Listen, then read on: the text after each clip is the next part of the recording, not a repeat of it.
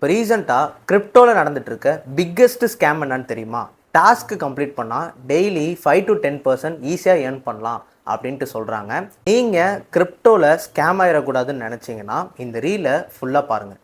அமேசானில் ப்ராடக்ட்ஸ் நம்ம பர்ச்சேஸ் பண்ணுவோம்ல, அதே மாதிரி சில சைட்ஸ் இருக்குது. அதில் யூஎஸ்டிடியை டெபாசிட் பண்ணி அதில் வர ஆர்டர்ஸை வந்துட்டு பார்த்தீங்கன்னா ஜஸ்ட்டு வந்துட்டு டேப் பண்ணிகிட்டே போனோம் அப்படின்னா அது கம்ப்ளீட் ஆகும். கம்ப்ளீட் பண்ணுறது மூலயமா பர் மந்த்லேயே நீங்கள் 50 to 60% வரைக்கும் ஏர்ன் பண்ண முடியும் அப்படின்ட்டு சொல்லுவாங்க. அப்படி யாராவது சொல்கிறாங்கன்னா அதை வந்து ட்ரஸ்ட் பண்ணாதீங்க. பிகாஸ் அது வந்து அப்சல்யூட்லி ஸ்கேம்.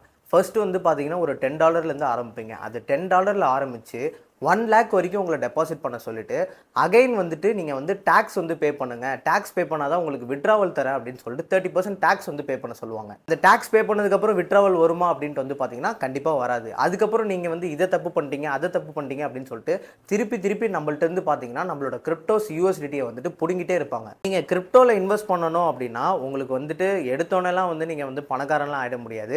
அதுக்குமே வந்துட்டு டைம் எடுக்கும். ஸோ அந்த டைம் எடுக்கணும்.